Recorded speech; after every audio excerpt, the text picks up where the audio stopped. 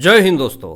पवन खेरा की गिरफ्तारी को लेकर के बहुत बड़ी अपडेट सामने आ रही है। पवन खेरा और असम पुलिस के बीच कानूनी लड़ाई अब तेलंगाना हाईकोर्ट पहुंच चुकी है। पवन खेरा कांग्रेस नेता ने यह सोचा कि तेलंगाना में कांग्रेस की सरकार है, कुछ राहत मिलेगी, लेकिन तेलंगाना में हाईकोर्ट में जाकर के इन्होंने जो अग्रिम जमानत याचिका डाली थी उस पर एक बहुत ही तगड़ा झटका लग चुका है। क्या तगड़ा झटका लगा है आपको बताएंगे कि किस तरीके से लंबी बहस के बाद भी पवन खेरा को बहुत ही तगड़ा झटका लगा है। उम्मीद नहीं करी थी पवन खेरा ने कि इस तरीके से तेलंगाना के अंदर हाईकोर्ट में करारा झटका, करारा तमाचा मिलेगा। पूरी खबर विस्तार से बताएंगे आपको। और असम पुलिस ने भी एक बड़ी गिरफ्तारी करी है और दूसरी तरफ पवन खेरा भी मुसीबत में घिर गए हैं। जिस तरीके से दलीलें जो दी गई है तेलंगाना हाईकोर्ट में, सारी दलीलें फीकी की फीकी रह गई।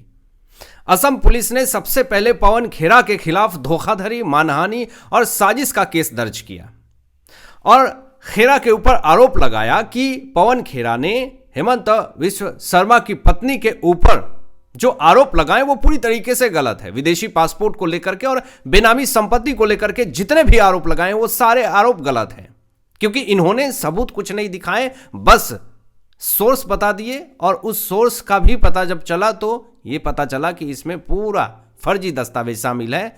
सीएम की पत्नी को पूरी तरीके से बदनाम करने की कोशिश करी गई है। अब यहां पे पवन खेरा के वकील अभिषेक मनु सिंघवी बने हैं, कांग्रेस नेता अभिषेक मनु सिंघवी। और मैं ये बार बार ये कहता हूं कि जब भी कांग्रेस पार्टी के कोई नेता फंसते हैं तो फिर अभिषेक मनु सिंघवी सबसे पहले आगे आते हैं। और ये बात हमेशा कही गई है कि अगर कोई वकील अगर किसी पार्टी का नेता है तो चाहे कितना भी कुछ भी गलत हो, वो हमेशा चाहेगा कि मेरी पार्टी की छवि खराब ना हो और उसके लिए वो दलीलें देगा। उसे पता भी होगा कि मेरी पार्टी का नेता जो आरोप लगाया वो गलत है, लेकिन फिर भी वो वकील उस पार्टी का नेता है तो वो कभी नहीं चाहेगा कि मेरी पार्टी की छवि जो है वो खराब हो। और अभिषेक मनु सिंघवी पवन खेरा के वकील बने हैं और उन्होंने जो दलीलें दी है, जो बातें कही है, वो पूरी तरीके से गलत साबित हो रही है। सबसे पहले तो दलील इन्होंने ये दिया कि असम पुलिस जिस तरीके से काम कर रही है वो जंगल राज है। अब बताइए, किसी सीएम के ऊपर, किसी सीएम की पत्नी के ऊपर आप आरोप लगा देंगे, राजनीति बदले की भावना ये साफ तौर पे दिख रही है। फर्जी दस्तावेज आप मीडिया में रिवील कर देंगे और एआई के द्वारा फर्जी दस्तावेज बना करके आप पूरी दुनिया में ये बता देंगे कि देखिए इनके पास 2 मुस्लिम देश के पासपोर्ट है, बेनामी संपत्ति है दुबई में, ये वो आप आरोप लगा देंगे। और फिर आप ये कहेंगे कि वहां पे जंगल राज है। अपने डिफेंस में कार्रवाई करना ये कब से जंगल राज हो गया? अगर आपने सही दस्तावेज दिए हैं तो सबूत के साथ बात करें, भागने की क्या जरूरत है? सबसे बड़े सवाल तो ये उठ रहे हैं। तो अभिषेक मनु सिंघवी की पहली दलील यहां पे गलत हो जाती है। दूसरी चीज ये, अभिषेक मनु सिंघवी ये भी दलील देते हैं कि ये राजनीति बदले की भावना पूरी तरीके से दिख रही है। लेकिन सवाल अब ये उठ रहा है कि चलिए वोटिंग तो हो गए असम के अंदर, चुनाव के वक्त ही आपको ये आरोप लगाने को मिले, उसके पहले आप कहां थे? ये सबसे बड़े सवाल हो रहे हैं। और अभिषेक मनु सिंघवी ने एक ऐसा बयान दिया है जिस कारण से पूरी फजीहत हो रही है। दलील दिया अभिषेक मनु सिंघवी ने कि मानहानि के एक छोटे से मामले के लिए, मतलब एक छोटा सा मामला लगता है अभिषेक मनु सिंघवी की कि एक सिटिंग सीएम की पत्नी के ऊपर फर्जी दस्तावेज लगा करके आप आरोप लगाते हैं और सबूत भी नहीं दिखाते हैं और उसका सोर्स एआई दस्तावेज बताया गया और फिर आप उसको एक छोटा सा मामूली मामला बताते हैं। फिर उसके बाद अभिषेक मनु सिंघवी ये कहते हैं कि एक छोटे से मामूली मामले के लिए दिल्ली में असम के 100 पुलिस पवन खेरा को गिरफ्तार करने के लिए भेजा जाता है। पवन खेरा तो वहां पे थे ही नहीं दिल्ली में, तो ये कैसे पता चल गया पवन खेरा को, अभिषेक मनु सिंघवी को, कि दिल्ली में असम की 100 पुलिस आई थी गिरफ्तार करने? वो तो इंट्रोगेट करने आई थी, पूछताछ करने आई थी कि पवन खेरा जो आरोप लगा रहे हैं उनके पास जो सबूत है, जो सोर्स है, उसके बारे में आप बताएं।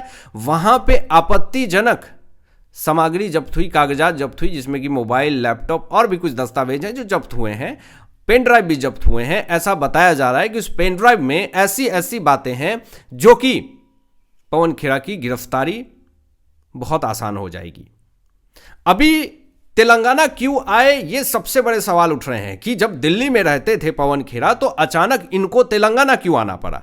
पहली चीज तो ये लोग कयास लगा रहे हैं कि हो सकता है कि दिल्ली में बीजेपी की सरकार है, उनको डर है कि वहां पे सेंट्रल की पुलिस, सेंट्रल गवर्नमेंट और बीजेपी मिलकर के मेरा अच्छे से गेम बजा देगी। हो सकता है इसलिए वो दिल्ली में ना टिके, वो सीधा तेलंगाना चले गए, क्योंकि तेलंगाना में कांग्रेस पार्टी की सरकार है। उनको ऐसा लगता है कि तेलंगाना में मैं सेफ हूं, बच जाऊंगा। लेकिन इनकी ये जो ख्वाहिश थी, उम्मीदें थी कि तेलंगाना में जाकर के मैं बच जाऊंगा, ये पूरी तरीके से गलत साबित हो गई। ये बार बार सवाल उठ रहे हैं कि पवन खेरा तेलंगाना क्यों आए। यहां पे सबसे पहले आपको बता दूं कि पवन खेरा ने जमानत इसलिए मांगी क्योंकि इनकी पत्नी हैदराबाद की रहने वाली है। ऐसा इन्होंने कहा कि मैं दिल्ली में भले रहता हूं लेकिन मेरी पत्नी हैदराबाद में रहती है। अब सवाल ये उठ रहा है कि आप दिल्ली में, पत्नी हैदराबाद में, आप ससुराल आए, क्यों आए? पति पत्नी को इस उम्र में साथ रहने चाहिए। इंटरनेट के ऊपर तरह तरह के दावे किए गए पवन खेरा को लेकर के, लेकिन अपने बचाव में जिस तरीके से पवन खेरा तेलंगाना पहुंचे हैं, लोग कयास यही लगा रहे हैं कि हो सकता है कि तेलंगाना में पवन खेरा खुद को सेफ महसूस कर रहे हों, क्योंकि वहां रेवंत रेड्डी की सरकार है। दूसरी तरफ असम सरकार की तरफ से जो सरकारी वकील हैं, एडवोकेट जनरल देवजीत सैकिया ने पूरे दलीलों का अभिषेक मनु सिंघवी का जवाब दिया है, और ऐसा जवाब दिया है, ऐसा पलटवार किया है जिससे तेलंगाना हाईकोर्ट के जज साहब ने फैसला ले लिया। फैसला क्या लिया आपको बताऊंगा, लेकिन जो दलीलें दी है असम सरकार के वकील, सरकारी वकील एडवोकेट जनरल देवजीत सैकिया ने, उन्होंने ये कहा कि पवन खेरा कोर्ट को गुमराह करने की कोशिश कर रहे हैं। आप एक प्रवक्ता हैं, टीवी के ऊपर बैठ करके भाषणबाजी करते हैं, आरोप प्रत्यारोप लगाते हैं, और यहां पर कानून न्यायपालिका को गुमराह करने की कोशिश कर रहे हैं। पूरी तरीके से लतार लगाई गई। दूसरी चीज कि यहां पे एडवोकेट जो असम सरकार की तरफ से सरकारी वकील हैं देवजीत सैकिया ने यह कहा कि जब वह दिल्ली में रहते हैं, केस असम में हुआ है, तो तेलंगाना हाईकोर्ट क्यों आए हैं? कोई तर्क है ही नहीं यहां पे। क्यों आए, किस लिए आए? इस सवाल का जवाब दें अभिषेक मनु सिंघवी। इस सवाल का जवाब इनके पास नहीं था, बस यही था कि इनकी पत्नी हैदराबाद में रहती है, इसलिए ये तेलंगाना हाईकोर्ट में आ गए। लेकिन क्यों आए हैं ये सबको पता है, अच्छे से पता है कि स्टेट पुलिस जो है वहां पे हेल्प करेगी, उनको ऐसा लगता है। लेकिन न्यायपालिका तो निष्पक्ष है, वो तेलंगाना में हो या फिर दिल्ली में हो, सुप्रीम कोर्ट हो, निचली अदालत हो, कोई भी कोर्ट हो, न्यायपालिका तो निष्पक्ष है। लेकिन क्यों गए, किस लिए गए, ये उनकी अपनी राहत के लिए हो। लेकिन यहां पे सरकारी वकील जो हैं देवजीत सैकिया असम की तरफ से, उन्होंने तो यही कहा कि असम में केस दर्ज हुआ है तो इनको असम सरकार के, असम के कोर्ट में जाना चाहिए। तेलंगाना हाईकोर्ट क्यों आए हैं, ये खड़े हुए सवाल। अब आपको बता दें कि असम सरकार के वकील की तरफ से यह भी कहा गया कि पवन खेरा को असम के अंदर कोई खतरा नहीं है, उनको वहीं जाना चाहिए। यहां क्यों आ गए ये, तेलंगाना हाईकोर्ट क्यों आ गए? तर्क दिया असम सरकार के वकील की तरफ से कि पवन खेरा के घर पे जब पुलिस पहुंचती है वहां पे वो मौजूद नहीं होते हैं, यानी भागने का खतरा भी बताया असम सरकार की तरफ से जो वकील थे। यानी जिस तरीके से कार्रवाई हो रही है पवन खेरा के ऊपर, और जिस तरीके से मीडिया से मुंह छिपाते हुए ये भाग रहे हैं, और जिस तरीके से इनके आवास पे जब पहुंची जाती है इंट्रोगेट करने के लिए, वहां पे मौजूद नहीं होते हैं ये, तो साफ तौर पे यही कहा जा रहा है कि पवन खेरा हो ना हो ये भागते फिरेंगे। लेकिन सिटिंग सीएम हेमंत की तरफ से जब ये बात कही गई कि पाताल में भी होगा पवन खेरा, उसको ढूंढ करके लाएंगे, जिंदगी की अंतिम सांसें असम की जेल में काटेगा पवन खेरा, ऐसी धमकियां मिली है पवन खेरा को।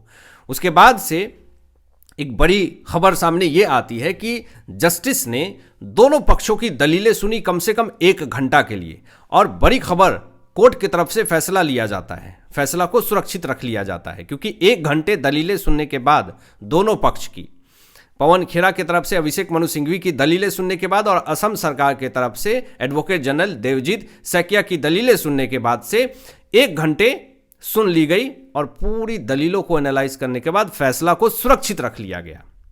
यानी फैसला तो ले लिया गया है अंतरिम जमानत को लेकर के, लेकिन जिस तरीके से जज साहब का जो बयान आया है उससे यह प्रतीक होता है कि इनको या तो दिल्ली हाईकोर्ट भेजा जाएगा और नहीं तो असम में कहा जाएगा कि मामला दर्ज है, आप वहीं पे जाइए। तेलंगाना हाईकोर्ट से तो इनको राहत मिलने से रहा, क्योंकि फटकार लगाई गई है तेलंगाना हाईकोर्ट की तरफ से। अब इस पर बीजेपी के बड़े नेता, बड़े प्रवक्ता शहजाद पूनावाला ने एक बड़ा स्टेटमेंट दिया कि जो कांग्रेस पार्टी खुद को ये दिखाती है कि हम राहुल गांधी के बब्बर शेर हैं, आज वो भीगी बिल्ली बनकर के भागता फिर रहा है। पवन खेरा कोई बब्बर शेर नहीं है, ये भीगी बिल्ली है। पाकिस्तान के इशारे पर फर्जी डॉक्यूमेंट से असम सरकार को टारगेट करने की कोशिश करता है। इसके बाद से पवन खेरा की जो फजीहत हुई है, जो इज्जत खराब हुई है इंटरनेट के ऊपर, मुंह दिखाने लायक नहीं रहे हैं पवन खेरा। अभी एक बड़ी खबर दोस्तों सामने ये आ रही है कि असम के अंदर एक बड़ी गिरफ्तारी हुई है। चुनाव के दौरान हिंसा और मारपीट होती है, 30 लोग घायल हो जाते हैं, जिसमें 2 लोगों की हालत बहुत ज़्यादा गंभीर बताई जा रही है। 7 लोगों को गिरफ्तार किया गया है। कांग्रेस उम्मीदवार कार्तिक सेन सिन्हा ने पोलिंग बूथ में घुस करके ईवीएम मशीन को ही तोड़ दिया। बहुत कोशिश भी की गई कि रोहिंग्या बांग्लादेशी को वोट दिलवाने की कोशिश की गई, लेकिन रोहिंग्या बांग्लादेशी को धक्के मार के वहां से हटाया गया। लेकिन कांग्रेस उम्मीदवार कार्तिक सेन सिन्हा ने जो पोलिंग बूथ पे जो घुस करके ईवीएम मशीन को तोड़ने फोड़ने की कोशिश करी, वो कांग्रेस पार्टी कहती है कि भारत में लोकतंत्र नहीं है। लोकतंत्र पे चोट करने का काम कांग्रेस उम्मीदवार कार्तिक सेन सिन्हा कर रहे हैं और राहुल गांधी कहते हैं कि भारत में लोकतंत्र खतरे में है। 3 घंटे वोटिंग रुकी रही कांग्रेस उम्मीदवार कार्तिक सेन सिन्हा की वजह से। बीजेपी कांग्रेस समर्थक जो थे बीच में मारपीट कर रहे थे, हिंसा कर रहे थे, बीजेपी के ऊपर अटैक कर रहे थे कांग्रेस के समर्थक, कांग्रेसी नेता। लेकिन फिर भी असम में 85% से अधिक मतदान हुए हैं। बताया जा रहा है कि हेमंत के समर्थन में ही वोटिंग गए हैं, यानी असम में किसकी सरकार बनने वाली है, दावा किया जा रहा है कि फिर से बीजेपी की सरकार बनने वाली है। और इसीलिए कांग्रेस पार्टी पूरी तरीके से बौखलाई हुई है। गोगोई बौखलाए हुए हैं, पवन खेरा बौखलाए हुए हैं, क्योंकि जैसे ही सरकार बनेगी फिर एक बड़ी आफत आ जाएगी पवन खेरा के ऊपर। आपकी क्या राय, तमाम विषयों पे अपनी विचार व्यक्त कीजिएगा और मिलते हैं लेटेस्ट ब्रेकिंग एनालिसिस के बाद। तब तक अपना ध्यान रखें, ख्याल रखें। सत्यमेव जयते। जय हिंद।